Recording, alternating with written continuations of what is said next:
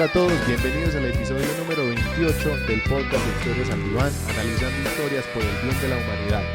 La película que nos convoca hoy, bueno, yo siempre sufro con esta traducción porque la pusieron dizque una aventura extraordinaria. El nombre en inglés es Life of Pi, la vida de Pi o de Pi. Y bueno, ya todos saben que vamos a discutir en nuestro podcast utilizando spoilers de principio a fin. Bueno, y los invito a saludar a las personas que tenemos hoy acompañándonos aquí en el diván. En el primer cojín tenemos a Carlos, el cerdo era vegetariano, barba. No, yo de vegetariano no tengo absolutamente nada. Yo confío en la propiedad transitiva de los alimentos. Si la vaca ya se comió a lo verde, yo me como a la vaca, ya con eso. Eso es Ya como es una verdura. Sí, es como el principio de Saludarlo. el chocolate viene del cacao. El cacao viene de una planta, o sea, el chocolate cuenta como ensalada. Como el chocolate y listo, ¿no? Sí. Propiedad Totalmente transitiva de de los acuerdo. alimentos. De acuerdo. Las vacas comen pasto, nosotros comemos vacas. Muchachos, qué gusto estar aquí. Vamos a discutir la película. Vamos al segundo cojín. Bueno, en el segundo tenemos a Olga. Si pasó, pasó. Porque tiene que significar algo. Echavarría. Correcto. No todo tiene que tener un significado, aunque en esta película hay muchos simbolismos y hay significados muy lindos y hay un mensaje que me encantó.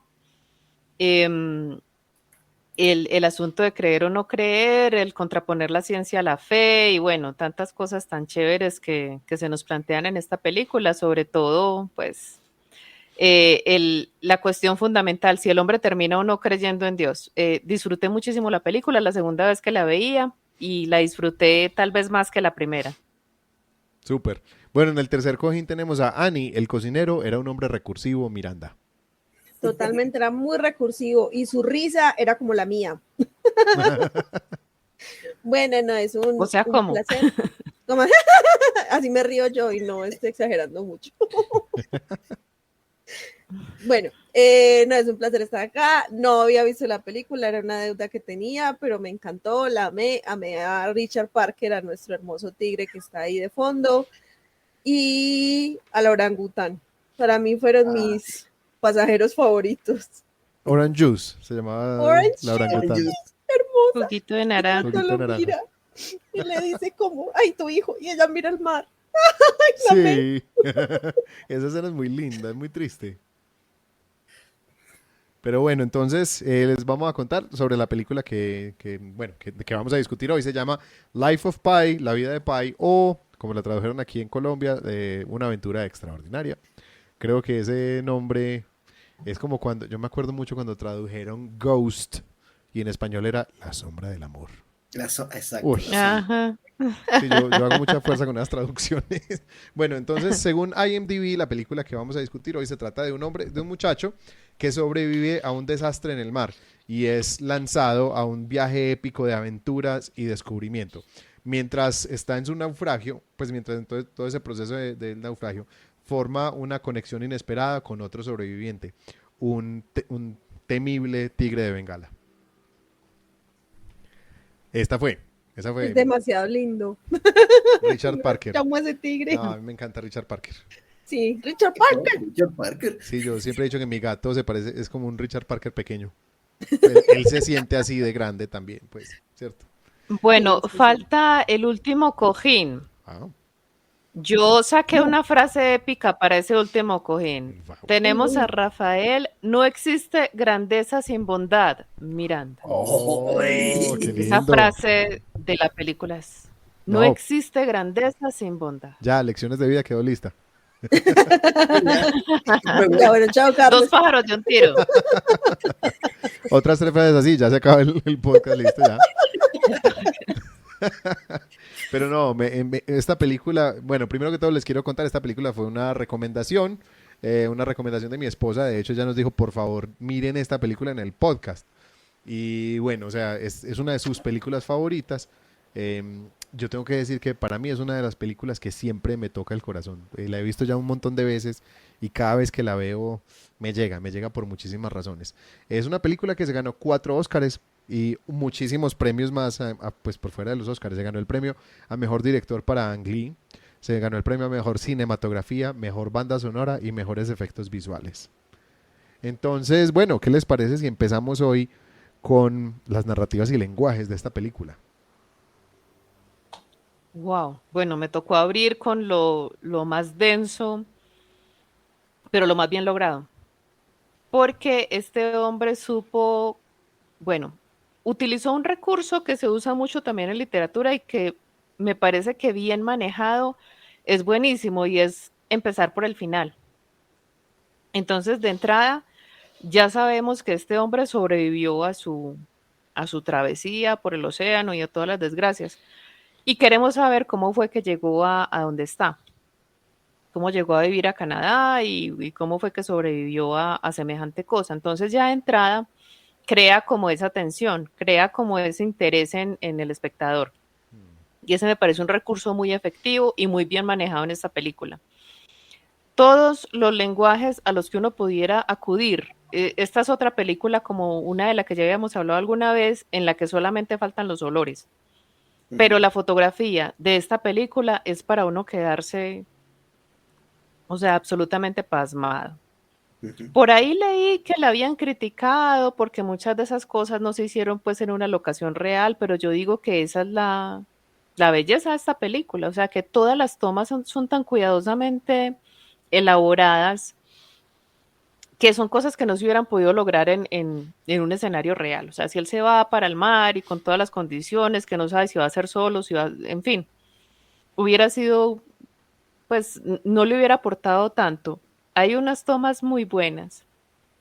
La arrojada la latica y cómo cae justo frente a la cámara y él está detrás con la balsa, las tomas del tigre. A mí me molestó del triple R que los animales no eran muy realistas, pero en este caso ese tigre era, o Todos sea, eran uno brutales. sentía ese tigre Sí. completamente vivo ahí, completamente Ujú. real.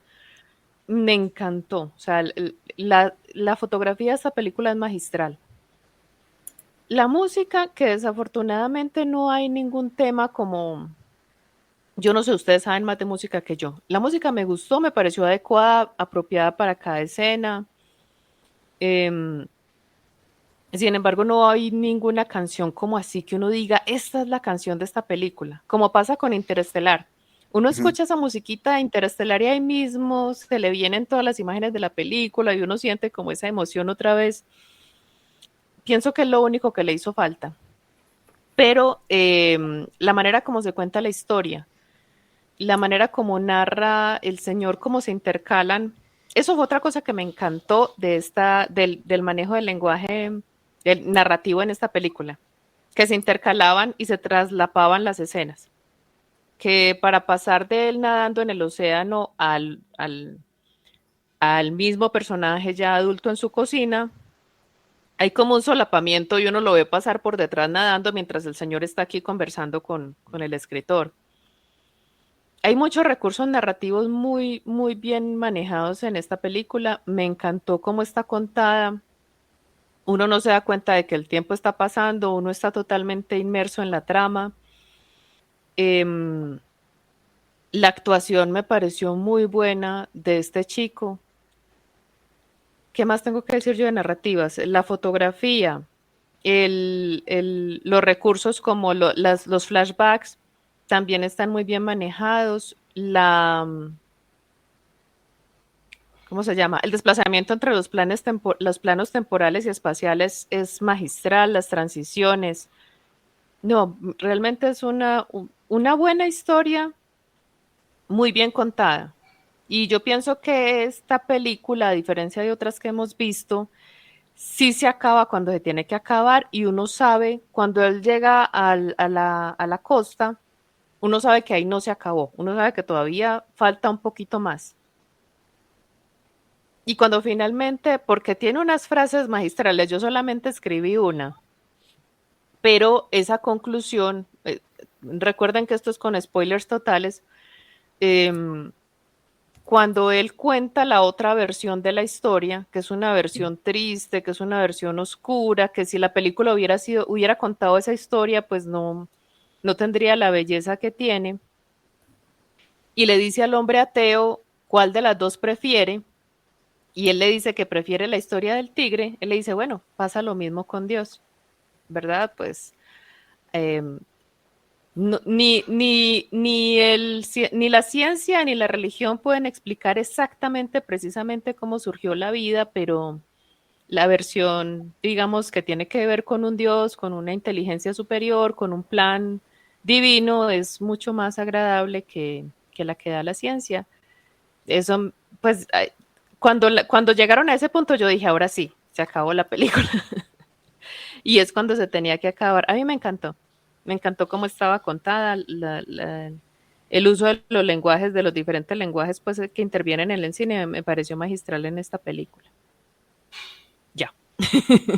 Oye, Olguita, perdón, yo creo que falta mencionar algo importantísimo, que es algo mágico en la narrativa. No puedes dejar de verla. Es una película que te invita a ver más y más y más, y todo el tiempo quieres saber. No la puedes dejar en ningún momento. Realmente la forma en que está contada te mete de tal forma que no quieres que se termine y además quieres que siga. Eso me pareció un recurso fabuloso de cómo lo lograron, porque pocas películas te atrapan de esta manera y no la puedes soltar. O sea, si esto fuera un libro, me cae que te lo echas por un ratito. Es no un libro. puedes interrumpir. Viene de un libro. Me refiero, si leyéramos el libro, me cae que no lo puedes dejar. Ni Sí, para total. ir al baño, no puedes dejar el libro. Está súper bien realizada esa parte, ¿no? El hecho de cómo lo hicieron que te atrape de tal manera, de verdad está prodigioso eso. Y bueno, eso porque era la parte narrativa que yo quería mencionar. Yo iba a mencionar Y se algo. me olvidó decir la verosimilitud, Ujú. porque es Sí, una cosa absolutamente increíble que uno se la cree. plausible. Uno se la cree Sí. tanto que le pasa lo que a Annie. Se enamora de esos Sí, animales, total. empatiza con ellos, está uno totalmente absorto en la historia y se cree que llegaron a establecer esa relación. Perdón, ahora sí, Annie. Bueno, entonces lo que yo iba a decir era sobre un momento que es muy importante en la fotografía, que es cuando muestran ese plano desde arriba del barco con Bai durmiendo sobre la lona blanca y el tigre durmiendo al otro lado. Se ven un montón de peces pasando por debajo junto con un tiburón ballena. Esa escena es la portada del libro. Ajá. Se la copiaron a La Kon-Tiki, ¿no? salta. ¿Cómo será? A mí me encantaría leerlo porque si las descripciones de las escenas son tan brillantes como en esta película, pues debe ser una maravilla. Hay un Esperaría uno. escritor que se vuelve hasta canción que es Honoré de Balzac, Mm. pero uno lee, digamos cualquiera, Eugenia Grandet, y es tan descriptivo. O sea, uno se sabe desde el color de la cortina hasta la cucharita cómo era con la que están comiendo, porque él describía absolutamente todo. Y algo así me imagino yo de esta película, no sé. O si eso es cuestión del director, me parece muy bien pensado, Sí, sí. muy bien hecho, Me hiciste muy, acordar, muy, muy bien hecho. me hiciste acordar, Olga, con ese comentario, bueno, mi experiencia leyendo El Señor de los Anillos de Tolkien. Porque, bueno, mi hermano siempre se ríe un poquito de ese libro diciendo que él no fue capaz de leerlo porque le desesperaba todo lo que Tolkien se dedicaba a describir cada hoja, cada Ujú. montaña, cada roca. Y él Pero, por siempre ejemplo, habla la Lo misma desespera piedra. uno. a mí me encanta, o sea, ese libro yo podría decir que es el libro que más he disfrutado en toda mi vida junto a La Historia Interminable. Y yo creo que una de las cosas que más me impresionó a mí de esa capacidad narrativa de Tolkien es algo que utilizaron en la película. Es que cuando ellos fueron a buscar, sí, a explorar locaciones para el libro, ellos no estaban buscando, bueno, ¿qué se podrá parecer a esta escena? Ellos estaban buscando, con la descripción de Tolkien en la mano, el lugar. Ellos estaban buscando los lugares que Tolkien describió y los encontraban a la perfección. O sea, ellos Creo que en encontraron Nueva Zelanda, en ¿verdad? Nueva En Nueva Zelanda todo. Zelanda fue. New Que Zealand. además, ese, Todavía ese, está Hobbiton, sí, y yo creo que esa película es de los mejores comerciales turísticos de Nueva Zelanda. total. Eh, Precisamente por eso, o sea, yo me acuerdo cuando describen Edoras, que es esta montaña, una montaña solitaria rodeada de valles, pero enmarcada en otras montañas como desprovistas de follaje, desprovistas de vegetación y que terminan pues que tienen picos nevados. Es una descripción exageradamente específica y ellos encontraron todas las locaciones allá en Nueva Zelanda. Es algo que yo admiré muchísimo y pienso que esta película Yo me imagino que el libro debe tener una riqueza en descripciones Sí. porque es lo que el director aquí decidió tomar para darle muchísimo protagonismo a esa parte de esas narrativas visuales. Yo la Ujú. música, a mí, o sea, estoy de acuerdo, Olga, en que no hay como una banda sonora, un leitmotiv como que uno diga, este es el leitmotiv de tal cosa. Esto es una banda Ujú. sonora más pensada como atmósfera, como lo que El entorno. queremos, eso, lo que queremos que se sienta, más que, como no trata de ser protagonista, más que en los créditos iniciales. Hay otro momento en que la música se vuelve protagonista, que es con la canción Sous le ciel de Paris, que es cuando están en la piscina Molitor Ujú, y ujú, ponen esta canción que se siente completamente francesa. El ujú, resto de la ujú. película tiene un montón de motivos muy inspirados en la música de la India, pero que sí tienen más como la intención de ser fondo, más que ser centro de atención. Carlitos, ¿ibas a decir algo? No, no, pero de la música, efectivamente, a mí me pareció fabulosa la música porque no es la protagonista. No pasa como en otras películas que la música es como que la pieza clave, ¿no? Aquí al contrario, es una pieza de relleno, pero está manejada Ujú. magistralmente. No me metí a ver si hicieron la película, perdón, la música de forma especial o agarraron una banda ya existente. No, no me metí a ver eso. Pero la verdad es que la música no está en el plano principal de la película, pero está súper bien Sí. lograda. Realmente te envuelve. Solo me faltó un pedacito que es cuando empiezan a salir los tiburones, que saliera ahí la de tan, tan, tan, tan. Es lo único que le faltó para darle vida, ¿no? Pero realmente la música está, híjole, justamente enrolada con toda la narración de la película. Ujú. Se hace de una pieza. Y eso me pareció fabuloso. Yo creo que la música aparece, digamos, de una manera más específica cuando conoce a su primer amor, Ah, sí. porque al fin y al cabo Ah, los sí, une la música. Y la sí, canción de Cuando- Anandi es una de la banda sonora, la canción, el baile ajá, de Anandi. sí, ahí ajá, es espectacular Mm. ese baile y sí. cómo los describen y cada movimiento tiene un significado. Eso también es muy bonito. Sí, Eso se ve también en el baile hawaiano, que ellos también tienen como unos movimientos específicos según lo que estoy mencionando. Está la ola, está el viento, está la tierra. Entonces sí, y muy así. Es que la Y danza, no, y es algo muy espiritual. Tanto que ella le decía, sientan sus pies pegados al suelo, sientan que la energía de la tierra los recorre, porque no están expresando nada con su baile. sí, ¿cómo van a poder expresar su amor a Dios si no están sintiendo el baile de esa manera? a Bueno, uno de los 3 millones de dioses. ajá, Pero La la interpretación. danza siempre ha sido muy narrativa sí, también. O sea, la danza siempre ha contado historias. Entonces, las historias de ellos están muy vinculadas con la religión, con las historias de todos los dioses, ajá. pero sí, Aquí me está, encanta eso porque aquí los dedos tienen un poder. sí, no, yo iba a decir, Olga, que aquí está lo que habíamos discutido cuando hablamos de RRR, que en la cultura de la India ellos armaron unos cómics, aquí mostraron los cómics, para enseñar todas las historias de sus leyendas, de sus héroes míticos en su religión. Y es una forma de seguir Ujú. acercando a los niños a esas historias de su cultura, que me parece precioso. Y hay un efecto como de la narrativa aquí que me pareció muy lindo y es que tenemos a un narrador que es un narrador poco confiable y que nos narra la historia de lo que le pasó con una perspectiva de realismo mágico. Y, y me acordó mucho a la película Gran Pez, que es este Ah, sí. hombre que contaba las historias de su vida, pero las contaba como si fueran historias de realismo mágico, y el hijo no le cree nada, no le cree, ya está cansado de las mentiras de su papá, pero Hasta el eventualmente funeral. hasta el funeral. Y en el funeral se da cuenta de que la forma como su papá se contaba su vida hacía que su vida fuera mucho más interesante. Y creo que aquí está cómo decides vivir tu vida, en qué historia prefieres creer. Y eso me pareció un efecto muy lindo en esta película. Ya para, como para ver si cerramos la sección. Hubo un momento, precisamente la toma del tigre mirando hacia el océano, en que él empieza a mirar todo el océano y empieza a vagar por el universo. Ese momento fue como cuando, bueno, la mamá en este momento no me acuerdo de Krishna, le dice que abra la boca y lo que ve es el universo. Fue más o menos como una Ujú. apología de eso mismo. Ujú. Súper, yo creo que aquí con esto podemos pasar Pero a... sí, perdón, digo lo último para terminar, que eso también es una muestra de que él estaba de alguna manera buscando, o mejor dicho, En toda la narración gravita el hecho de que la espiritualidad de alguna manera lo salvó.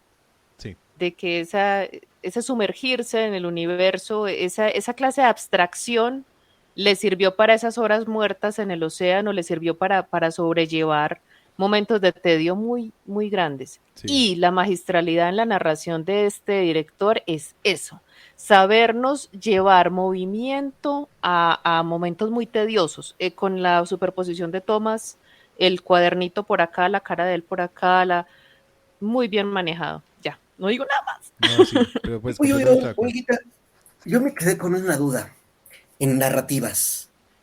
¿La isla carnívora existió o no? ¿Qué opinan ustedes? ¿Qué historia prefieres creer, Carlos? No, ese es el tema, ¿no? O sea, ¿hasta dónde te quieres quedar? ¿Con cuál te quedas? La verdad es que estuvo genial la isla porque yo me sentí de repente con Timón y Pumba, Muchos rodeado timones. Para mí, de puras martas, ¿no? Y después resulta que para la isla mí, es la carnívora. isla, ¿Mm? para mí la isla es lo mismo que el viaje por el Sí, fondo del mar y el universo. Sí. sí, sí, sí. ¿Y con Pues cuál te desde mi punto de quedas? vista, cada cual lo puede entender Sí. Para mí fue diferente. como verlo como de la puerta al infierno. ¿Pero por qué? Pues no el infierno que nosotros conocemos desde el catolicismo, sino como hacia el mundo de los muertos. Él se podía quedar ahí o él podía volver. Entonces él eligió volver porque se dio cuenta que al final la maravilla de la isla era un toma y Una trampa. es una Claro. trampa mortal, como la Sí. belleza de Persephone. Y era una Pero bueno, isla en fin. que tenía forma de hombre muerto. Ah, Fíjense bueno, que aquí en desde México ahí tenemos... hay Era como otra, un tipo acostado. Ajá, y pero ya hay con otra de las vegetación. cosas Hay un que muestra simbolismo con ahí. el simbolismo de la película, y es que esa forma humana que se ve en ese momento ya la habían mostrado en otros momentos. Por ejemplo, cuando él va a la iglesia católica, ahí la forma de la montaña tiene esa forma. Cuando él mira al cielo, las nubes tienen esa forma. Y la alusión que se le hace es que ese es Vishnu durmiendo en el océano de la vida y que nosotros somos sus sueños. Entonces también puede Oigan, tomar, por perdón. eso lo tomé yo por Yo ese creo que lado. ahí ya entramos en construcción de mundo, ¿no? Sí, totalmente. Sí, sí. Pero Sí, sí. pausa. Sí. La No sé si antesala puedo, perfecta. no sé si puedo yo presentar mi pantalla un segundo. Quiero que vean este volcán. En México tenemos No, pero un volcán llamado justamente Ay, la no vemos Mujer nada, Dormida. Carlos. A ver, pausa. miremoslo. Pausa, Bueno, pausa, es, pausa. bueno, ya nos cambiamos de pantalla, pero no importa eso. Quiero comentarles algo bien interesante. Aquí en México tenemos un volcán, son dos, están pegaditos. Está el Popocatépetl y está el Iztaccíhuatl. El Iztaccíhuatl es la mujer dormida. Y por ahí busquen, justamente se escribe con X, I, X. Y bueno, hay de las dos, con Z y con X, se escribe de ambas formas. Iztaccíhuatl o Ixtaccíhuatl es justamente el volcán de la mujer dormida, porque si lo ven así a lo lejos, digamos que en forma panorámica, justamente tiene el cuerpo de una mujer que está acostada, ¿no? Que es justo lo que presentan en esta película. La isla carnívora tiene justamente esa forma de acostado, ¿no? Entonces por ahí busquen después cómo se ve el volcán Iztaccíhuatl. Si lo ven en la página de Wikipedia, se ve tal cual la forma. Claro, están presentando ahí cuando aparece el volcán totalmente nevado, pero búsquenlo, es una joya de verdad aquí que tenemos pues en México, ¿no? En días nublados no se ve, pero en días que se ve clarito, híjole, se ven los dos volcanes de forma increíble, el Popocatépetl, y al ladito se ve el Iztaccíhuatl. Ahí se los dejo de tarea, muchachos. Ya, Super. hasta ahí, ahora sí, vamos a la siguiente con Ani. Perdón. Tranquilo. Entonces, bueno, comenzando con mi sección. Bueno, me encanta que me tocara el bote con los animales, porque me encantan los animales. Entonces, bueno, tenemos precisamente una construcción doble, porque estamos hablando de la versión fantástica y estamos hablando de la versión creíble. Los investigadores lo que le dicen es, danos algo que sí podamos digerir, algo que podamos comprender, porque pues realmente eso que tú nos estás contando no tiene sentido. Entonces él era como, pero pues es que no tiene sentido que haya sobrevivido 227 días en el mar con un tigre y estemos vivos los dos. Pero bueno, entonces tenemos la construcción de esta historia que él, siendo un niño, desde pequeño estaba en una búsqueda constante de significado, tanto así que él decide acercarse al tigre por voluntad propia para darle de comer como si fuera una mascota, y el papá lo que hace es traumatizarlo de por vida para mostrarle que el tigre no es una mascota y que no tiene alma, porque eso es lo que el papá cree. El papá es una persona completamente racional que por una enfermedad decidió dejar de creer en la religión porque ninguno de sus 33 millones de dioses lo salvaron de una enfermedad. Así que él dice, definitivamente la religión es solamente cuentos de hadas, yo me voy a quedar con la ciencia. En cambio tenemos a una mamá que ella, si bien acepta la ciencia como algo muy importante, no quiere desligarse de su cultura y en ese afán enseña a sus hijos la religión. El hermano mayor, que es un miti-miti, es tan racional como el papá, pero respeta las tradiciones de su mamá, mientras que Pai es completamente otro mundo, o sea, él quiere descubrir todo por sí mismo, tanto así que no tiene nada de instinto de conservación, o sea, él no sabe lo que es el miedo, realmente. Esto lo muestra también en La Tormenta, que cuando algo explota o se escucha algo así, él trata de alertar al hermano porque él quiere ir a experimentar la tormenta y se vaya a gritarle a los cielos prácticamente como que lánzame un rayo. Pues básicamente sí. Eso fue lo que fue. Entonces tenemos un chico muy arriesgado que a la final, después de perderlo todo, se encuentra a sí mismo salvando a un tigre y que eso mismo hace que pues, todos esos temores afloren. Pero no solamente salva al tigre, sino que puede salvar al orangután que estaba flotando en un barco de bananos. Porque supuestamente los bananos no flotan, ¿cierto? ¿Alguno de ustedes lo probó? Yo me quedé con ganas de probarlo. No. Pues yo creo que alguna vez lo vi y sí flotan. En una piscina, pues, pero... Yo viví en Urabá. Yo viví en Urabá y ellos transportan el banano por unas canaletas llenas de agua. Sí. Tiran los bananos pues que van a empacar para exportar en unas canaletas y el agua se las lleva. Pues a mí me pareció que sí flotaban. Entonces, sí. Si hubieran quedado en el fondo, no sé. Podemos decir que es porque en Japón no hay muchos bananos. Pero quizás. O lo otro es uno, o sea, no sé. O el guacal. No lo he visto. Es el que la jala para abajo. O es la misma corriente, la fuerza del agua. Pues puede ser también. Pero que igual y pues es que el agua del mar es más densa, así que es más pesada, por lo tanto tiene sentido que un banano flote. Yo me acordé de una situación, un cuento muy bonito que dice, a ver, estaban los niños en la clase, ¿no? Aquí el niño de los chistes es Pepito, no sé quién sea allá en Colombia, pero aquí es Pepito. Entonces estaba la clase y la maestra y dice, oigan, muchachos, a ver, Juanito, ¿qué pasa si echamos una hoja al agua? No, pues flota, maestra. Ah, muy bien. ¿Y qué pasa si echamos una piedra? No, pues se hunde, maestra. A ver, Pepito, ¿y si echamos un palito? Pues nos lo echamos, maestra, pues total. ¿Qué es un palito en México? Eso. ¿Qué es un palito? ¿Qué es echar un palito? Un palito es, ¿cómo te lo explico? Veamos, el banano yo creo que se te hunde, pero... Un palito es una relación sexual, Rafa. Ah, ok.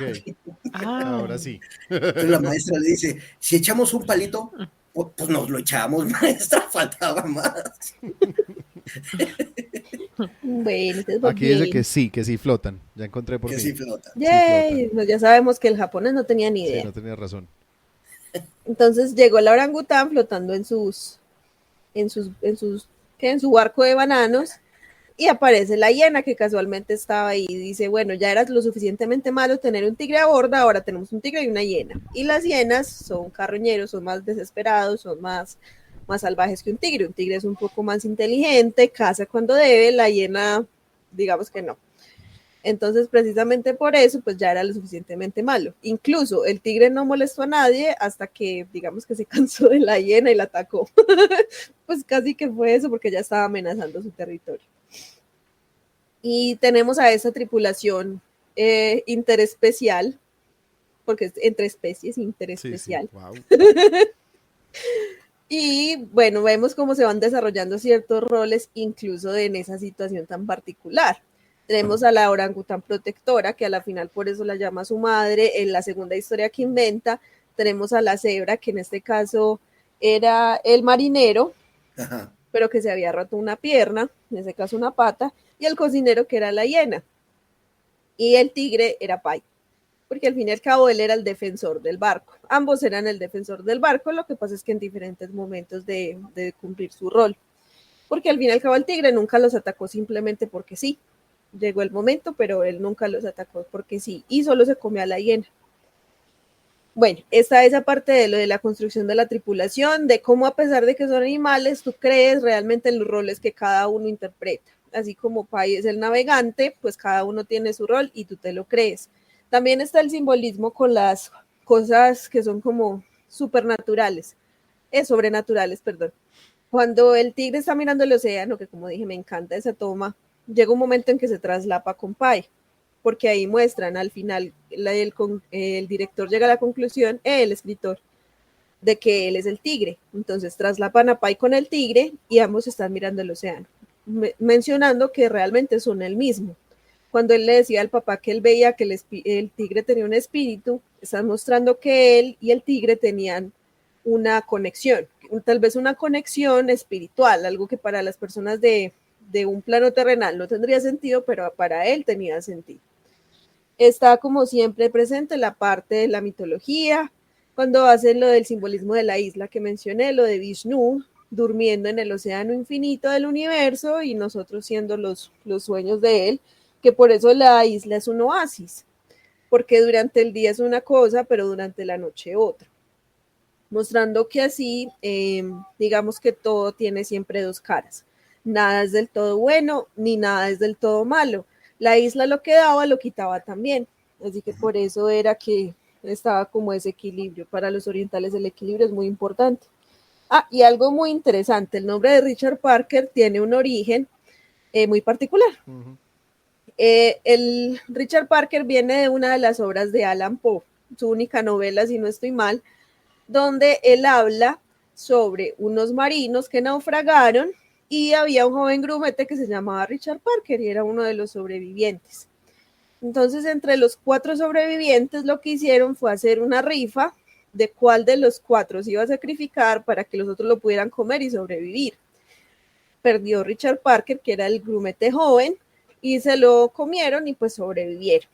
Y lo curioso es que esta historia también tiene 2 lados. Entonces está la historia de Edgar Allan Poe, que es un libro, y 46 años después hubo un caso de unos marineros que naufragaron. Había un joven que se llamaba Richard Parker y precisamente fue asesinado después de, asesinado no, sacrificado después de un día para que los demás pudieran comerlo y sobrevivir.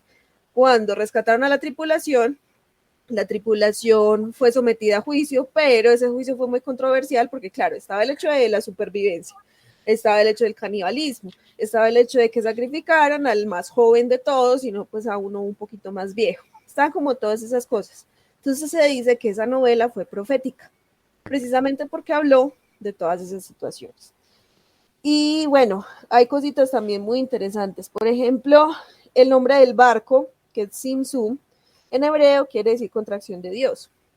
Y cuando llega él a la iglesia católica, que el padre le dice, debes estar sediento, ese parte cuando le dice sediento, bueno, en inglés tiene más sentido, pero sediento era el nombre del tigre originalmente, antes de que le cambiaran Richard Parker. En inglés es you must be thirsty, pero pues tiene más sentido porque be puede ser o estar. En español no. Entonces él estaba diciendo que nuevamente él era el tigre, era una mención a eso. Y bueno, yo creo que eso es lo que tenía para comentar sobre la construcción de este mundo. Súper. ¿Alguien quiere agregar algo sobre esto? Sí, el mundo del naufragio, de la sobrevivencia en situaciones extremas. Esta película me hizo pensar en otras que he visto similares, pues similares en el sentido de que son gente que sobrevive a catástrofes muy grandes. Y recuerdo la película de esta gente que se estrellaron, eso es de la vida real, se estrellaron en un avión por ahí en esas cumbres nevadas Sí, la de entre Viven. Chile y Argentina. Es la Viven, sobreviviente, sí. Viven. ¿no? Yo vi una entrevista con uno de ellos y él decía que la película fue muy bueno y todo, pero que no mostraba la realidad que ellos habían vivido tan extrema. Sí. O sea, que uno queda impactado con la película y uno sufre y llora y de todo. Y a mí me impactó mucho que él dijera, no, eso no es nada. Sí. La película no muestra. Y el estado en el que ellos quedaron, él decía, ojalá hubiera una foto para yo mostrarles en realidad cómo me veía yo cuando nos rescataron. Y bueno, y emocionalmente, o sea, él decía, no, eso no. La película no refleja un La realidad. 2% de lo que vivimos. Sí, el libro fue mucho más cercano. Entonces yo pienso que esas situaciones extremas del naufragio, de, de tener que sobrevivir en condiciones extremas, en frío extremo, en fin, toda la gente que ha En el pasado por océano. esas situaciones ha salido de esa experiencia completamente transfigurada. O sea, de alguna manera ha tenido que sacar el tigre o alguna otra entidad que le ayude a pasar por esa situación. Entonces, yo pienso que la construcción de mundo en esta clase de películas o en esta clase de libros tiene que ser muy cuidadosa con eso, con, con que el mundo del naufragio, el mundo de la sobrevivencia en situaciones pues extremas, es un mundo inverosímil. Y yo pienso que todo el que sobrevive a esas cosas no la cree, sobre todo al ver morir tanta gente en el camino. Porque la vida realmente es muy frágil. Uno se pone a ver uno como ser humano tan fácil que se lastima, tan fácil que se muere. Y sobrevivir es que eso es demasiado tiempo, es casi un año en una balsa en el océano. Es una cosa increíble sobrevivir. Y lo mismo esta gente en los Andes, porque a uno le ha tocado aguantar media hora hambre y uno está desesperado. Ya se le está yendo la olla. Entonces sí, me parece que la construcción de mundo está muy bien realizada porque a pesar de que hay tantos elementos fantásticos, uno comprende lo dramático de la situación que se está viviendo. Cuando la escena de la ballena es bellísima, pero cuando él pierde toda la comida, o sea, a uno se le parte el corazón. Sí, no, no. Es Cuando brutal. ve uno ese tigre flaquito y a él todo demacrado con la boca, o sea, uno realmente sabe, sin necesidad pues de que le muestren cosas que no es necesario mostrar, macabras o así, que es o sea, una situación extrema por la que él pasó. Uno sufre mucho con ese personaje, o Total. yo por lo menos sufrí mucho. Sí, cómo no. Entonces sí, una construcción del mundo del naufragio y de la sobrevivencia en situaciones extremas magistral, me parece. Yo quería agregar Gran película. sobre esto, Olga, que hay un montón de tomas que nos hacen ver como lo pequeños que somos, ¿cierto? Cuando uno piensa que estaba en el Pacífico, que es un océano que es prácticamente la mitad de la Tierra, cuando uno piensa que estaba Ujú. sobre la fosa Mariana, que es el punto más profundo de la Tierra, Más hondo. sí, y uno ve que estaban en ese barco tan grande, y cuando muestran el oleaje, el barco no es nada comparado con ese oleaje. Y cuando lo muestran a él en el mar y muestran todo alrededor, toda la extensión de agua que hay, que es toda esa construcción de desesperanza. Es una construcción de una situación completamente desesperada en la que un hombre nunca pierde la esperanza y nunca deja como caer su determinación de sobrevivir. Y eso me parece muy impresionante. Yo quería entonces llegar a esta parte de Freud. Quiero devolverme muy conscientemente a algo como algo de la familia, porque en esta película es muy fácil uno quedarse con Richard Parker, los simbolismos del barco, y hay mucho para decir ahí, porque yo pienso que y allá también llegaremos. Pero hay que mirar a este niño Pai, eh, que es nombrado por una piscina, nombrado pues ese nombre tan horroroso que le ponen de Piscine Patel, piscine, que en inglés suena muy parecido como a orinar, y precisamente de ahí sale un intento de bullying que le hacen a él en el colegio. Pero desde el principio nos están mostrando que Pai tenía ese Richard Parker por dentro. Desde el principio nos están mostrando que este no fue una buena víctima de bullying, que se preparó e hizo todo un gran esfuerzo por cambiar la narrativa de su bullying hasta que lo logró, cuando logró que todo el mundo no lo reconociera como Piscine, sino como Pai. La mamá sí muy orgullosamente, como buena mamá, le sigue diciendo su nombre completo toda su vida. pero él logra que en el colegio lo respeten con el nombre que tiene o por el nombre que él decide tener de en adelante, eh, memorizando los decimales de pi. Ahora, los niños y niñas en estos colegios, que es como eran, yo en mi niñez también eran casi todos los colegios así, separando niños y niñas, es una cultura en la que, bueno, hay un sexismo muy fuerte, de pronto no tan marcado como en otras culturas, pero igual hay una diferencia de roles de hombre y mujer muy fuertes, que me parece que ese tipo de colegios lo único que hacen es acrecentarlo, pensar en niños y niñas que sin quererlo están enseñando esa masculinidad tóxica. Que me parece que el papá, siendo un papá que realmente quería mucho a sus hijos, que también uno podía ver cómo quería a su esposa, pero cuando decide darle una lección a su hijo por ser poco cuidadoso con Richard Parker, lo hace desde una posición de masculinidad muy tóxica también. Ujú. Entonces, ese punto me parece que es clave en esta película y es un punto de inflexión para él como personaje, porque es casi que ahí se acabó su niñez e inmediatamente nos llevan a su adolescencia, porque ese fue el día que acabó su niñez y él mismo dice, hubo un momento, en ese momento el mundo perdió mucha de su magia. Me encantó esta película, como decía Olga, está llena de frases espectaculares. Cuando él le dice, es que sí, somos hindúes y podemos sentirnos culpables ante miles de dioses. Esa es la ventaja de un hindú católico. El dicho de su padre, la religión es oscuridad, que contrasta con la forma como su madre le dice, sí, o sea, la ciencia nos ha podido decir mucho de lo que hay allá afuera, pero no nos dice nada de lo que hay aquí dentro. Entonces está esa contraposición tan linda de ciencia y religión en una manera en que él logra hacer que en su mente no estén riñendo, no estén peleando esos dos discursos. Y él lo dice de una manera muy linda cuando descubre el cristianismo y le agradece a Vishnu por presentarle a Cristo. Es una familia muy amorosa, un padre fuerte y racional, que da lecciones brutales, una mamá muy amorosa y comprensiva. Me encanta cómo en la película nos cuentan el origen del nombre de Richard Parker, de ese explorador que trajo el tigre y se intercambiaron los papeles. Y entonces el tigre que se tenía que llamar Thirsty se terminó llamando Richard Parker. Entonces, bueno, hay un dicho del papá también de esos de masculinidad tóxica y hay que entender que la realidad está construida con palabras. Es qué historia nos contamos. Entonces, parte de la historia que su padre le está dando a sus hijos es ese pensamiento racional, es decirle a la esposa cuando él le quiere enseñar esa lección, es decirle, esto es entre un padre y sus hijos. Y ahí viene, se sigue fortaleciendo el discurso de la masculinidad tóxica. Y ya llegamos al punto de la adolescencia, donde ha perdido la vida su encanto, pero vuelve a ganar encanto cuando él conoce a Nandi.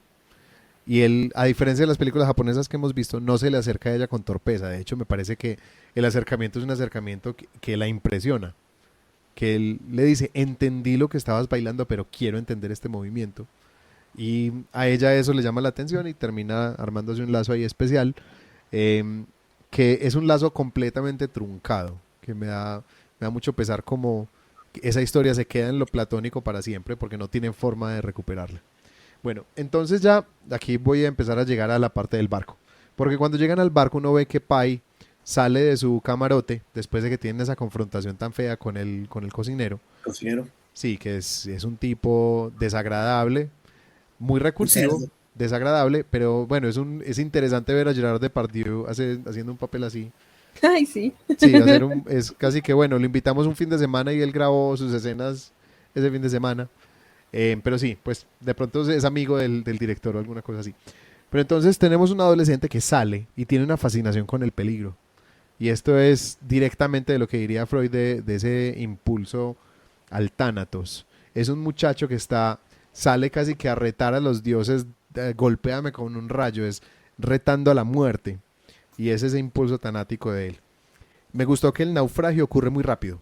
No le da tiempo a nadie de pensar. Es un naufragio de un barco pequeño.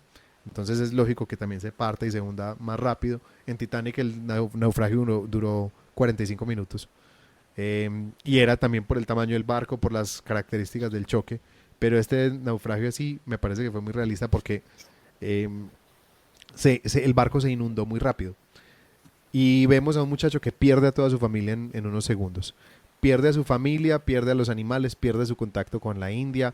Lo único que le queda es su vida solo en un barco junto con un tigre. Obviamente ya todos sabemos que al final el tigre es un simbolismo. Pero los simbolismos de esos animales son magistralmente construidos. En el momento en que Pai se enfurece con la hiena, es en ese momento en que sale Richard Parker, ¿cierto? Y cuando Pai está enfrentándose a la tormenta, diciéndole a Richard Parker que salga, Richard Parker está bajo la lona, muerto de miedo. Entonces ahí están la dualidad de emociones de este personaje. Él estaba inicialmente enojado con la hiena, pero contenido, y ahí es cuando sale el tigre, que es de alguna manera cuando él en su historia no se cuenta a sí mismo la violencia saliendo de él, sino saliendo del tigre. Y cuando está frente a la tormenta, que él siente miedo, él se cuenta la historia de que él es el que está enfrentando valientemente la tormenta, mientras es el tigre el que tiene miedo. Pero todo el tiempo está hablando de la dualidad de sus sentimientos, de esos sentimientos de alguna manera dicotómicos que él tiene durante todo este proceso. Me encantó cuando encuentra instrucciones para náufragos encerrados con animales carnívoros. Qué específico. Sí, pues si te encuentras naufragando en el océano solo en un bote con un animal carnívoro, o sea, ya eso es uno de esos detalles que uno dice, bueno, aquí estamos hablando como en Gran Pez, alguien que nos está contando una historia agrandando las cosas, que así es como nacen las leyendas. Me pareció increíble la cara de pánico del tigre cuando estaba tratando de subir al bote otra vez y no lo lograba. Ay, y él estaba divino. a punto de golpear al tigre y el tigre lo mira en un último ruego por su vida. Tan Eh, lindo. lo de la ballena es un dedo gigante, o sea, es un dedo así como, bueno, el narrador decidió mover la historia tirando un dedo gigante, en este caso es la ballena. Muy duro cuando pasan y el barco no los ve, y eso me encanta para el establecimiento de Pai como el personaje que no pierde la esperanza, el personaje de la increíble resiliencia. Ese término yo siempre he peleado un poquito con él porque es un término acuñado desde la psicología para tratar de darle otro nombre a la resistencia. Porque en inglés resiliency es resistencia, pero entonces en español nombraron la resiliencia como la capacidad de resistir situaciones traumáticas, más saliendo con algo de salud mental pues del proceso. Bueno, entonces llega un punto en que acepta su muerte y es el momento en que se abrazan él y Richard Parker por fin. Ahora, la isla sí es sacada completamente de relatos mágicos de viajeros, incluso ese brillo verde me parece que es sacado de las historias de Lovecraft. Sí, es como toda esa construcción de realismo mágico. Y llega a esa frase final de él, que me parece espectacular, que es cuando dice, supongo que al final toda la vida se vuelve un acto de dejar ir, pero lo que siempre duele más es no tomarse un momento para decir adiós. Eso me pareció increíble. Entonces le piden historias sobre lo que pasó sin cosas increíbles. Y dice, es como en la vida.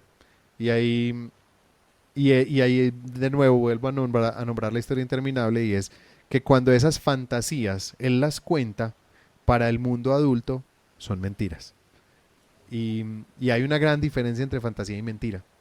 O sea, la mentira no es consistente en sí misma, la fantasía sí. Y ahí es donde para mí siempre se rompe, y es una de las razones por las que amo la fantasía, porque me permite escapar a un mundo tan coherente, tan hermoso, que existe a pesar de que yo nunca lo vea. Y el que me diga que son mentiras, pues te estás perdiendo de algo muy especial.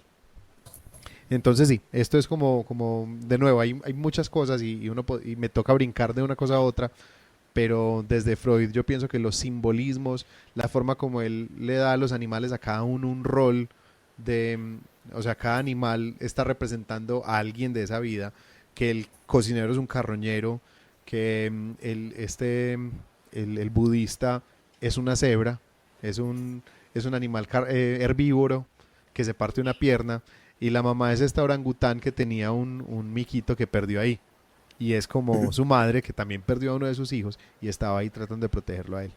Y cuando cuenta la historia de lo que pasó es salvaje y dolorosa. Y entonces es mejor contarse la historia de fantasía porque es una historia mucho más linda, y él decide vivir su vida manteniendo esa magia viva, y es esa decisión la que hace que él cuente esa historia como una historia real, porque finalmente el pasado son historias y recuerdos que siempre vamos a recordar mal, los vamos a recordar de manera incorrecta, le faltan piezas, le sobran piezas. El pasado es una historia. Entonces los invito a que si quieren decir algo en esta sección. ¿Sabes qué te faltó mencionar, Rafa? Muchas cosas. No, arranca, Carlitos. Olguita, dale, Olga. Bueno, a ver, yo le No, doy yo entonces. quería ¡Oh! Vas, Olga, por favor. Estamos como en Bailamos las eso a la películas. próxima. Tiremos una moneda. Las damas siempre primero. Tú vas, Olguita. Bueno, entonces yo quería decir que yo entendí la relación familiar diferente a como la planteó Rafa. No vi tanto la masculinidad tóxica en el papá, sino como un afán muy grande de evitar que sus hijos sufrieran lo que él sufrió, el desencanto que él sufrió con su decepción porque los dioses no lo ayudaron en su enfermedad. Como voy a tratar de desencantarlos, de que no crean en historia ni en fantasías para que no sufran como sufrí yo. Y me parece que el trauma al que somete a su hijo, mostrándole cómo ese tigre mata al cabrito, es una manera de él como pegarle una sacudida a su hijo para borrarle de la mente cualquier idea de que un tigre puede tener alma, de que existe efectivamente Dios, de que hay unas entidades que lo pueden a uno ayudar o perjudicar. Creo que él está muy interesado en que sus hijos tengan una visión muy racional de la realidad y del mundo. Quiere borrar todo indicio de o toda tendencia hacia la religiosidad porque él tiene ese concepto de que la religión es oscuridad. Entonces no me parece tanto el machismo que nosotros conocemos, de que sea hombre, de que los hombres no lloran y esa clase de cosas. Me parece más que él está en contra, es como de la espiritualidad, porque le parece que es algo que eventualmente lo decepciona a uno y que él quiere ahorrarles ese dolor de ser decepcionados por la religión. Me parece que así fue como yo lo leí. Y que en contraposición la madre ve la espiritualidad como algo que es inherente al ser humano, como algo que es necesario y que hace parte como del mundo interior de cada uno. Entonces, en esas dos posturas y en esas dos visiones de la vida están los niños en medio. Y mientras que el uno toma el partido del papá, el otro tiene una tendencia muy fuerte, él simpatiza mucho con el mundo que le plantea la mamá o que le enseña a la mamá, donde hay una sensibilidad distinta, donde hay unas explicaciones diferentes hacia los fenómenos de la naturaleza. En fin, él está en esa búsqueda y entonces la interacción familiar a mí me parece que eso es fundamental. En una buena película, en un buen cuento, no sobra una palabra. En este caso, no sobra toda esa interacción familiar es necesaria para entender todo lo que pasa después en el océano.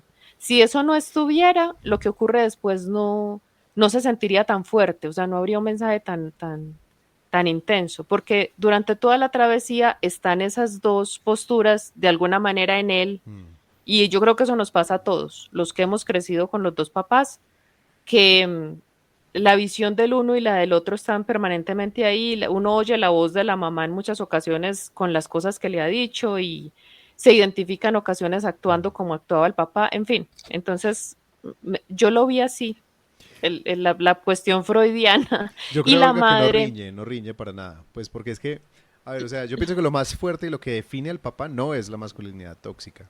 No. Yo creo que hay un dicho del papá Es un que deseo de ser racional, sí, sí, de tener una visión muy, eso. Definitivamente sí. Yo pienso que el muy, papá representa más sí, eso, sí. sin adornos. Ujú, sí.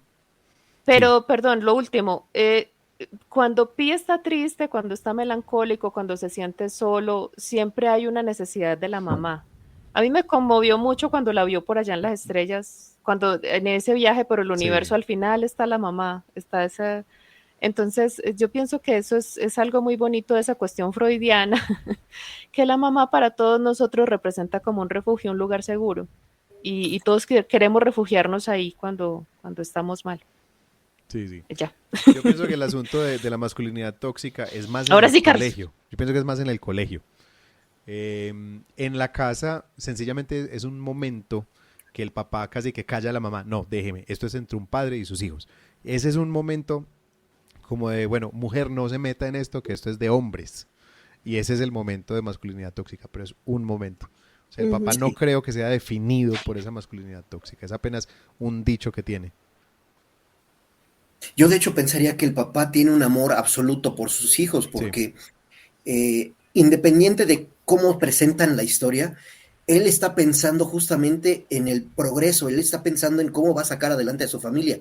Y con esa oportunidad que encuentra o que le aparece en Canadá, es una forma para mí de proteger absoluta, cero tóxica. El comentario tóxico es uno nada más, pero realmente está presentando a un papá que ve de sobremanera por su familia y habiendo una oportunidad de crecer, de evolucionar y además entendiendo que está viviendo una crisis con su zoológico, ¿no? Porque aunque el terreno no es de él, los animales son de él, pero está con una problemática de que las organizaciones no le están dando apoyo. Entonces, él busca con su mente tecnológica, con su mente cuadrada, con su mente estructurada, él busca cómo solucionar su problema y salvar a su familia. Yo pienso que es mucho más protector que tóxico.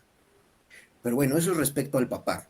Yo quería mencionar otro tema que es, hay dos amores hay varios amores que se presentan aquí, pero yo quiero mencionar dos en particular. Uno, el del tío. A él le llaman Pai, pero pide piscino, ¿no? ¿Por qué? Porque el tío tenía esa mentalidad, era aficionado, ha de haber tenido algún tipo de fetiche por las piscinas, ¿verdad? O los bikinis, no sé, pero el caso es que por algo le llaman lo que el tío gusta. El tío era aficionado a las piscinas, entonces vamos a ponerle piscino, qué pinche nombre más feo, pero bueno, órale, piscino. Sí. Piscino tiene un amor por su tío y además es lo único que le queda. Ese amor, después de pues ahora sí que la tragedia que vive, ¿no? Del naufragio, de perder a su familia, además, él reencuentra ese amor que es importantísimo para él. Y de hecho, al final, aunque no se explica mucho qué onda, qué pasó con el tío, es muy claro que el tío es realmente quien lo ayuda tanto a recuperarse y es el que lo refiere con el escritor que va a ver lo de la historia, ¿no? Y hay un segundo amor, que es el que tiene con Anandi. Y hay algo bien interesante. Antes de salir de la India, se dan tiempo para romperse el corazón. Eso me pareció genial. Para después, te prometo que voy a volver, y vuelve, ¿no? A pesar de toda su desgracia, de toda su condición, de todo lo que le pasó, vuelve y se encuentra nuevamente con Anandi después de todo lo que pasó, ¿no? Entonces, ese amor también es importantísimo, pero yo creo que está fundamentado en lo que le dejó su familia. Él creía en la familia, absolutamente, y por lo tanto es por lo que regresa por Anandi, ¿no? No, pero él no vuelve por Anandi. No. Anandi, él nunca la vuelve a ver. Él se casa es con otra muchacha que conoce en Annika Canadá. se llamaba. Annika. Ah, eso yo no caché. Yo pensé que se casaba nuevamente con Anandi. Todos lo esperábamos, pero no. Eso es lo que yo hubiera hecho mejor. Reunirlo Yo con sí Anandi. lo hubiera casado con ella. Ay, Porque yo creo que caché. eso dañaría la frase que él dice. Entonces, si tuviste un final feliz y él le dice, pues como tú lo quieras ver. Bueno, Puede pues ser otra vez, ¿qué feliz historia porque quieres tuvo creer? familia, pero triste porque no fue con ella. Yo pensé que sí había sido con ella. Yo entendí que sí había sido con yo ella. hubiera querido que fuera con ella. Pues sí. Sí, hubiera sido muy lindo. Sí, Sí. Ah, bueno, entonces olviden mi pero yo comentario. creo Porque yo que entendí él, que sí él se le había dijo quedado. adiós cuando puso el brazalete en esa isla, en la Sí. isla carnívora. Sí, Ahí le dijo adiós a ella. sí, de acuerdo. Tienes toda la razón. Yo no entendí eso. Yo pensé que al final volví a ver a Anandi. No. Ok. Los invito entonces a que pasemos a la sección de lecciones de vida con Carlos. Ah, pues híjole, muchachos, está llena de lecciones de vida la película. Sí. Hay como que muchísimas enseñanzas de dónde cortar. Yo veo otra historia, ¿no? Yo les cuento otra historia. Para mí está muy bien narrada en el término de los animales, de la fábula, porque yo también soy amante de los animales. A mí me encantan los animales. Los tigres, por supuesto, las ballenas son ahora sí que de mis preferidos. Pregunta importantísima. Una de las grandes diferencias entre el hombre o la humanidad y los animales es, ¿los animales tienen esperanza? Porque aquí la esperanza juega un papel importantísimo en la película. El hecho de quedarse, ahora sí que en soledad absoluta, en el medio del océano Pacífico, donde no hay más que animales y agua, ¿no? Y te encuentras con una soledad absoluta. Y aquí se presenta un dilema importantísimo. ¿El tigre tiene esperanza? ¿Qué espera el tigre? El tigre tiene necesidad de comer, claramente, ¿verdad? Pero a pesar de que no hay comida, de que no hay agua, el tigre sigue con esperanza, esperanza y además cuando encuentran la isla carnívora, el tigre se reaviva, pero le tienen que decir, vámonos de aquí, Richard Parker. Y cuando eso ocurre, el tigre dice, es que hay otra esperanza. Eso me gustó muchísimo de cómo lo presentan como película, como fábula, y a la vez es la pregunta, ¿tenemos esperanza realmente? ¿Qué esperamos nosotros los humanos de lo que estamos viviendo? A esto va muy ligado otro detalle, que es, Pai siempre tiene unas ganas de vivir, Sí. y puta madre, qué pinche envidia. De verdad, esas son ganas de vivir. Todo lo que le pasa, pierde el agua, pierde la comida, pierde, pero no pierde la esperanza. Eh, la verdad es que eso es una de las grandes lecciones que para mí me deja la película. El hecho de que, bueno, por ejemplo, en lugar de ver tu vida como una desgracia, ¿qué tal si le pones un poco de aderezo? Le pones cambiar los personajes por animales, aunque sean animales agresivos, ¿no? Carnívoros. Uno de ellos te quiere comer, porque también pasa en la vida real. Pero ¿qué pasa si en lugar de ver tu vida con una desgraciadez, le pones un poco de animación de lo que a ti te gusta? Por ejemplo, de los animales. Y haces toda una fábula. La verdad es que eso lo podríamos aplicar perfectamente a la vida. No lo hacemos a veces porque somos tan cuadrados, tan necios a veces, que no nos damos oportunidad de pensar alternativamente. Esa forma de presentar las cosas en forma alternativa, que es a lo que me refiero realmente, híjole, da para reflexionar muchísimo. ¿Por qué tenemos que ver las cosas solamente como son? ¿Por qué no verla en una forma alternativa? En mi experiencia, sé que cuando le muestras el collar al perrito, pues el perrito o la mascota ya sabe que va a haber paseo, ¿no? Pero a la hora de que le haces eso, es un deseo realmente muy, muy pequeño para las mascotas, ¿no? Saben que va a haber una fiesta, una expectativa, pero es a corto plazo y difícilmente lo pueden asociar a algo más grande. Y aquí lo que pasa es que realmente la forma en que cómo hace esa fusión hombre-animal, en cómo basa esa esperanza, hace que el Richard Parker tenga esperanza. Y eso me encantó de la película. Me parece una de las grandes lecciones. ¿Cómo le podemos infundir esperanza a nuestras mascotas? ¿Cómo le podemos enseñar a que viene algo más importante? Ahora, aquí está bien importante la actitud del tigre, porque frente a la desgracia, pues ya no hay más que luchar, adaptarse, ya sea al frío, al hambre, al confinamiento, a comer cosas que no te gustan, por supuesto a la falta de agua, y te tienes que adaptar. Otra de las grandes lecciones de la película, ¿cómo le puedes hacer para adaptarte a tu situación, como estás hoy en día?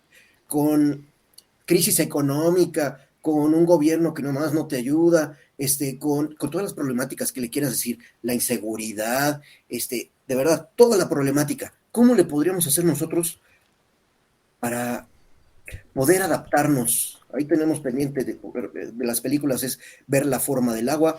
El agua, en donde la pongas, se adapta. ¿Cómo podemos nosotros, incluso estando rodeados de agua, sin tener agua que tomar, cómo nos podemos adaptar? De las grandes reflexiones que me deja la película. Mencionaste hace ratito, Rafa, a mí me encantó que hubiera un manual de supervivencia. Qué pinche envidia, caray, que ojalá tuviéramos un manual. ¿Quién de ustedes no se sentiría de verdad feliz de encontrarse con un manual que le digan qué hacer, cómo preparar, qué ¿Cómo comer, ser adulto? cómo racionar, ¿no? Cómo enfrentar a un tigre?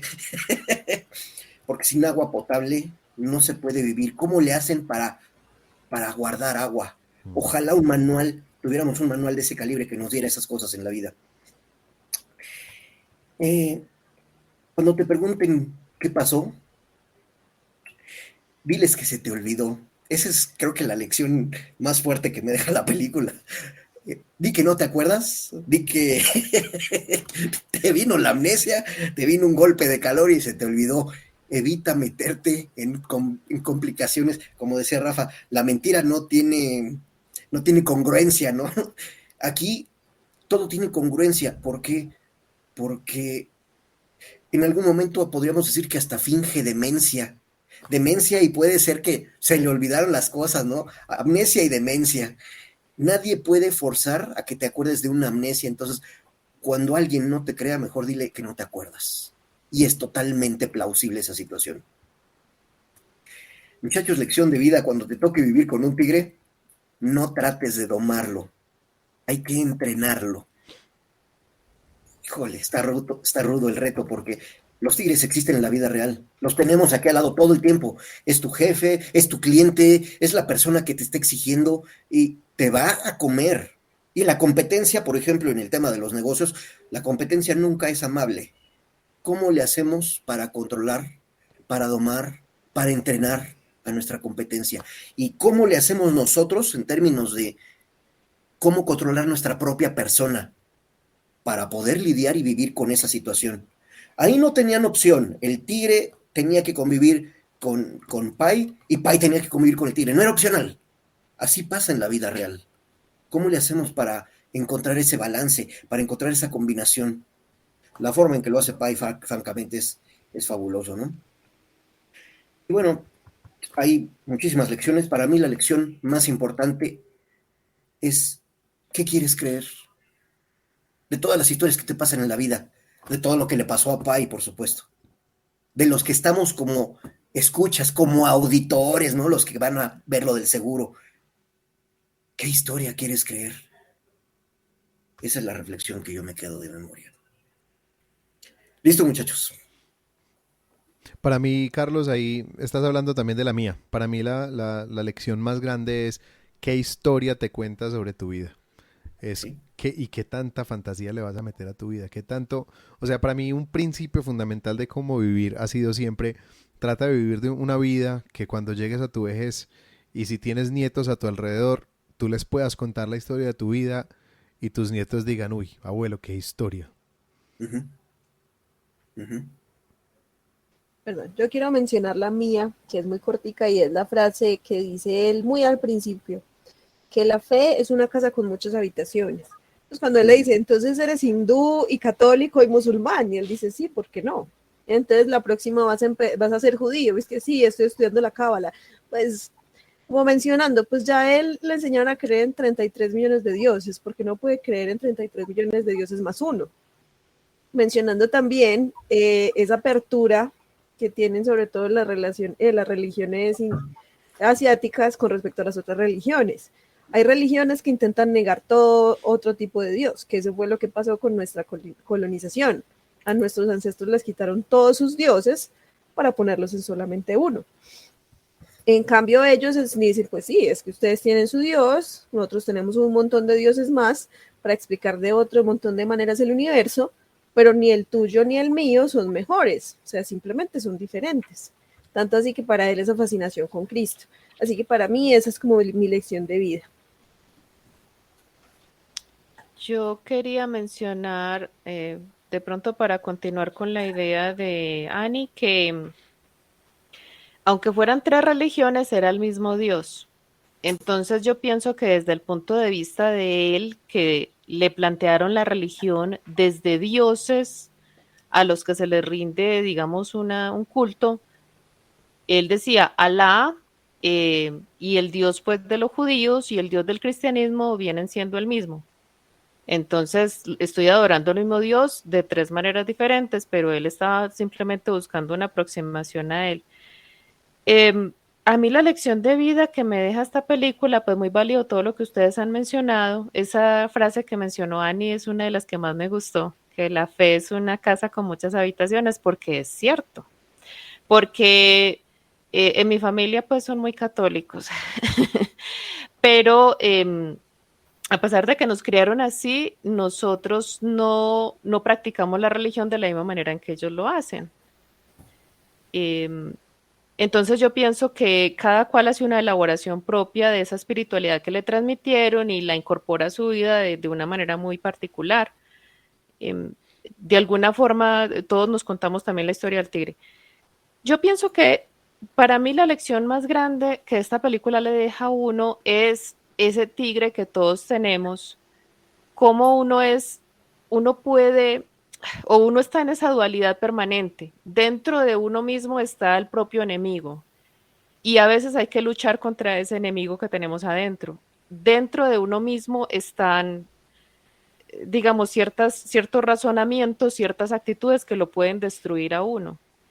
Uno está como en esa balsa por la vida, luchando con ese tigre, a veces amigándose con él, y solamente llega a sobrevivir cuando llega a una relación estrecha de amistad con ese tigre como la que logró Pi.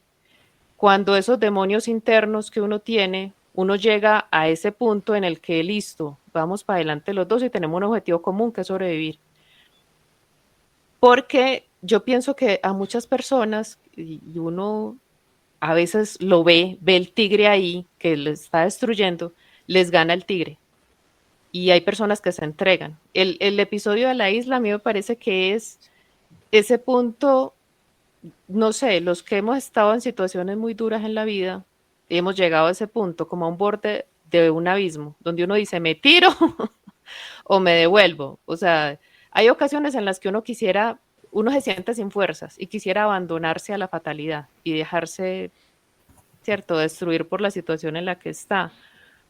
Y de alguna manera hay un Pi ahí dentro de uno, por escuálido que esté, por desvalido, por aporreado por la vida, que saca fuerzas de donde no hay y lucha por vencer a ese tigre que lo quieren empujar al abismo. Pues la isla es algo así, bueno, me dejo morir en medio del océano o lucho o sigo adelante. Entonces, para mí la isla representa eso. Me entrego a la muerte y dejo que la fatalidad gane. Porque por supuesto, en la muerte las personas ven también un refrigerio, una paz, un final del sufrimiento, en fin, ven unas cosas positivas, que era como lo bueno de la isla. Pero también está la destrucción, ¿cierto? Desaparecer para siempre, que no quede sino una muelita por ahí.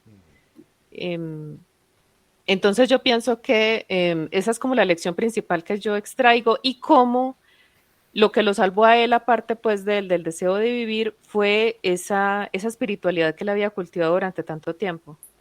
Decir, bueno, esto, agua salada y gente mala y bueno, esto no es todo lo que hay. También está todo este mundo submarino, está ese cielo estrellado. Entonces yo pienso que fueron las cosas que lo salvaron a él y que son las cosas que muchas veces lo salvan a uno. Cuando uno está queriendo entregarse a la fatalidad y dejarse morir, uno se acuerda que hay sabores ricos, que hay lugares lindos que no ha visto, mira a sus hijos que lo necesitan a uno, se acuerda de las cosas lindas de estar vivo y sigue para adelante. Entonces yo pienso que esa es mi lección de vida, aprender a ser amigos del tigre que tenemos todos dentro. ¿Y sabes qué más? Aprender a dejar ir al tigre. Sí, él también. Esa escena al final, cuando está en la selva, el tigre tiene la selva de frente y dices, esto es lo que yo esperaba siempre, ¿no? Y el tigre se va. Y ante los ojos de Pai, se le va el tigre. Debe haber sido algo dolorosísimo para Pai. Sí, sin decir adiós. Sin decir adiós, o sea, ni siquiera me volteó a ver este cabrón, así nada más se fue. Caray. Es un momento bien fuerte en la película, ¿eh? Aprender a dejar ir. Ya lo hemos comentado hace ratito, pero qué difícil. Sí, porque también pasa eso, que vuelve a caer uno en la cotidianidad. La persona que sobrevivió al campo de concentración, la persona que estaba en la balsa o el que estaba por ahí en la cumbre nevada en los Andes, todos encontraron algo dentro de ellos que tuvieron que dejar ir para reincorporarse a la vida cotidiana. O sea, no se puede vivir igual en la selva, digamos, que en la oficina. Y eso es duro también, asumir otra vez la cotidianidad y la vida con todas pues, las miserias que traen. Sí, también es para llorar. Sí. Sí. Bueno, será que lo habríamos hecho mejor. Híjole, pues.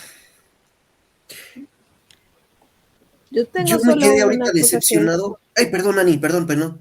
No, dale, tranquilo. Yo me quedé decepcionado por lo que me acaban de decir, de que siempre no fue a Nandi la que encontró al final. Como dice Olga, no, pues eso para mí era obligatorio, ¿no? Tenía que ser a Nandi al final. Entonces sí, yo lo habría cambiado eso. Ahora que me hacen ver esta situación, no, pues para mí era importantísimo que se quedara con Anandi. Eso y que el tigre no se atrevía a escalar la lona, ¿no? Pues sacaba las garras y simplemente se amarraba a la lona, pero no lo hizo en ningún momento el tigre. Son las dos cosas que yo le cambiaría. Bueno, yo realmente solo le cambiaría una cosa, pero es algo que no es tan importante. Bueno, o sea, mis ojos no es tan importante, pero yo se lo cambiaría. Porque se supone que los únicos peces que brillan son los peces que están en la parte más oscura del mar. ¿Por qué? Pues porque como ahí no llega la luz, entonces ellos necesitan alguna fuente de luz, por lo tanto ellos mismos son la fuente de luz. Una estrella de mar que vive en la parte externa del océano no es la misma que la que vive en la parte más baja del océano. La de abajo brilla, la de arriba no. Entonces, para mí ver esa escena, que yo sé que era muy simbólica, pero cuando yo vi eso, yo dije, pero es que los animales arriba no brillan. Entonces, para mí fue como desconectarme, para mí fue sacarme de la fantasía de decir, para mí esto no. Y de hecho la película tuvo muchas críticas precisamente por eso, por cosas que estaban en medio de la película que eran muy hermosas, pero que hablando de la naturaleza real no tenían mucho sentido. Entonces yo personalmente habría como respetado eso. Habría, no sé, mostrado una, como lo que yo mencionaba de la entrada al infierno, algo un poco más sobrenatural para mostrar por qué en ese lugar, en la mitad del Océano Pacífico, las medusas y los peces brillaban. Pero como dije, eso es algo personalmente mío. Yo sí tuve un momento cuando el papá le va a dar la lección al hijo que me pregunté cómo hizo Richard Parker para hacer pasar la cabra del otro lado de los barrotes sin quebrarle nada, sin dejar un rastro de sangre horrible ahí junto a la puerta. Fue el único momento que a mí me sacó de la película. De resto yo en realidad no le hubiera cambiado nada a esta película. Me encanta cómo está narrada en total. Yo estoy de acuerdo con Carlos, sobre todo porque, como mencioné antes, toda buena historia tiene esa característica de que ningún personaje y ninguna escena sobra. Y en este caso, aunque sí se enamoró y el primer amor es muy trascendente en la vida de uno, me parece que el personaje de esta niña y la situación y el romance que vivieron hubiera tenido un significado más grande, más fuerte, si hubiera continuado. O sea, podríamos llegar a pensar que esa fue una de las razones por las que luchó por sobrevivir, por querer volver a verla, y eso lo haría muy romántico. Claro. Despedirse de ella en medio del océano me parece muy triste. O sea, me parece que es muy romántico pensar que él mantenía la esperanza de volver a verla y eso lo mantuvo vivo. Y me parece muy romántico que él hubiera realizado como ese deseo cuando ella le pone la tira roja en la mano. De alguna manera le está diciendo es que el amor nuestro va a perdurar, va a mantener, tenemos este vínculo. Y yo no sé mucho de la cultura hindú, pero yo sé que esa tira roja es como un vínculo como por allá espiritual que hay entre dos seres, que inclusive en la reencarnación esa tirita como que mantiene juntas las almas para que vuelvan a estar juntas en la tierra eventualmente. Según el hinduismo, las almas viajan juntas. Entonces, ese simbolismo, si se hubiera mantenido en el tiempo y si al final, cierto, no sé, una escenita en la que, o de pronto ver a la señora que entra con los niños no sé, hubiera sido muy romántico. Me parece que se desperdició un poco el personaje de esta niña y el hecho del enamoramiento. Para todos, yo creo que todos, no sé, el primer amor es muy trascendente. Y yo pienso, por ahí hay una frase de cajón ridícula que dice que, que son muy afortunados, pero en alguna medida sí son muy afortunados los que se casan con el primer amor, porque uno nunca vuelve a amar de la misma manera, o sea, con la misma ingenuidad, con la misma pureza, uno no vuelve a amar jamás así. Si uno puede quedarse con esa persona, pues realizar el amor con esa persona a quien amó de esa manera tan pura, debe ser maravilloso. No sé, soy romántica, perdónenme. Se nota. Pero me hubiera encantado. Pues yo lo que creo también es que el simbolismo también está. Lo que pasa es que es diferente, porque a la final cuando él llega a esa isla, el hilo ya no es rojo, sino blanco. Entonces, en parte, el vínculo ya estaba roto. Él lo que hizo fue Qué decirle pesar, adiós. pero yo no quería que se Yo pienso rompiera. que era un vínculo muy platónico y precisamente por lo platónico ella le devuelve la magia a la vida de él. Y es esa magia que ella le devuelve la que le permite vivir tanta magia el resto de su vida. Yo pienso que la función de ella se cumple muy lindo y bueno, y pensando que no es solamente, no es fantasía, sino que tiene más corte de realismo mágico, eh, el asunto del realismo tiene que ver con que ese primer amor en algún momento él lo tuvo que dejar atrás. Y me imagino que también ella en algún momento tuvo que quitarse el brazalete y seguir con su vida. Pero pues no, o sea, para nada me choca la versión que ustedes proponen donde se reencuentra con Anandi. Me parece muy linda, también muy romántica. Yo soy otro romántico, pero me Pues, gusta. Sí, no, a mí me gusta mucho, me gusta también, pero la forma como lo resolvieron también me gusta mucho. pues digamos, es eso, o sea, el romance es chévere y todo bueno, es agradable, pero digamos que mi fin en una película no es el romance, así que para mí está muy bien. Sí, yo pienso que esta no es una película sobre el romance, pero, No. pero no me hubiera molestado para nada, pues me hubiera gustado también, me hubiera parecido muy Ujú. lindo. Bueno, los invitamos entonces. Perdón, Rafa, Ah, nada más. Aquí la pregunta clave es, pues, ¿qué historia quieres creer? sí, sí. O sea, ¿qué quieres, no? Y llévalo a la película y llévalo a tu vida. Ese es el gran tema de la película. ¿Qué quieres creer? Ah, se me olvidó ahorita saber qué comentarles. Como un cliché grande que me encontré, pero no me parece mal utilizado para nada. Y es el cliché del escritor que tiene bloqueo de escritor. El escritor que no se siente capaz de escribir y empieza en un viaje de exploración tratando de encontrar sobre qué escribir.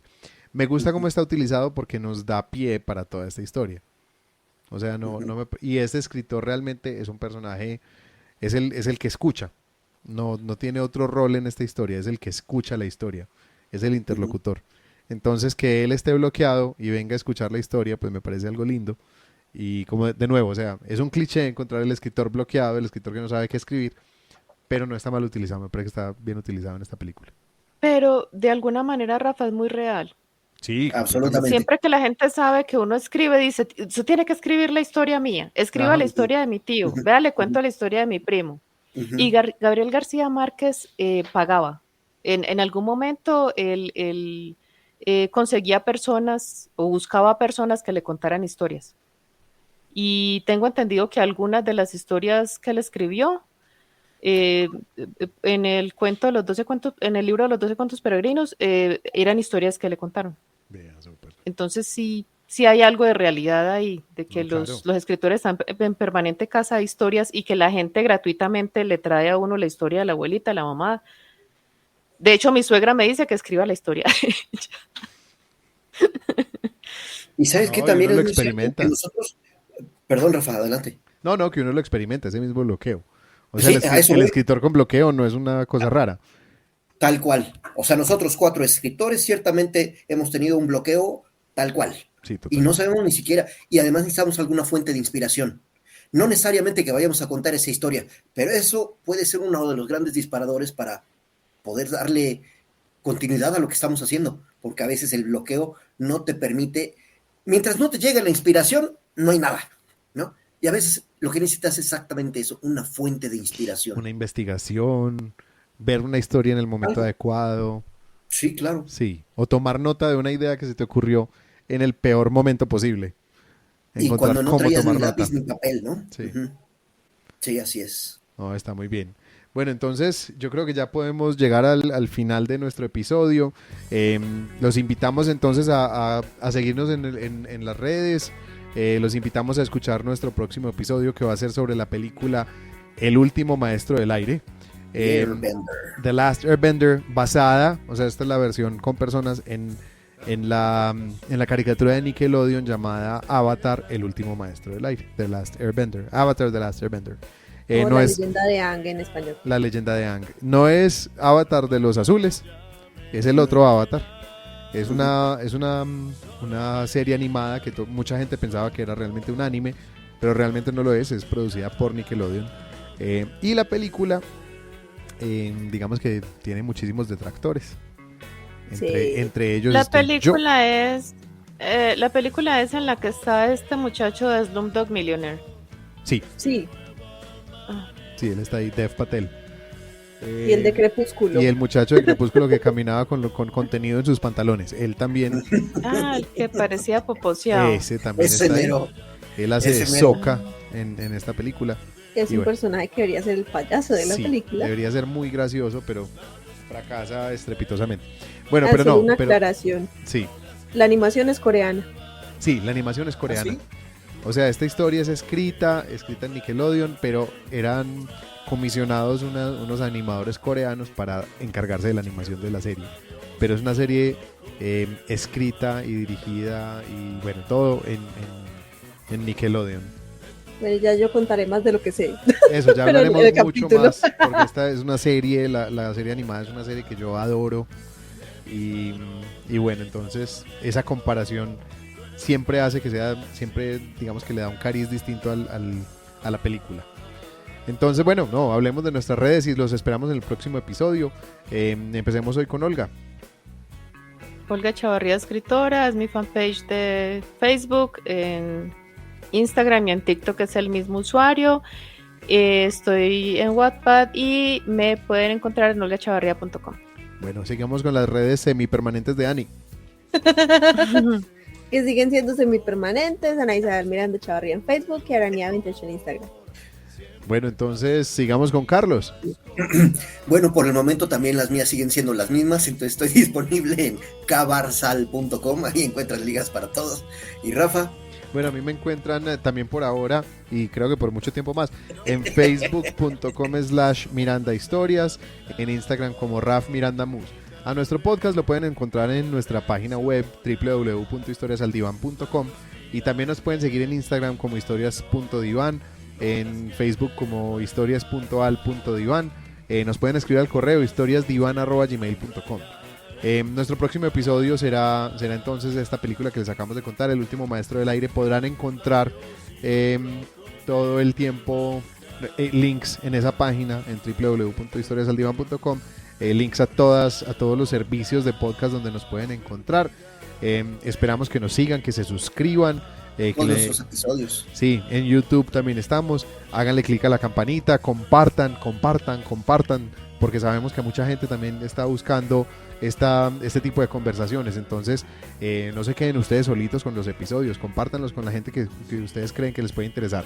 Y bueno, no ha sido más. Este ha sido el episodio número 28 de Historias al Diván, analizando historias por el bien de la humanidad. Nos vemos, que estén muy bien y hasta la próxima. Chao. No dejen de ver la película para que la próxima nos puedan seguir con toda la información. Sí, muy importante. Y comenten y recomienden películas. Claro que Chao. Chao. Bye.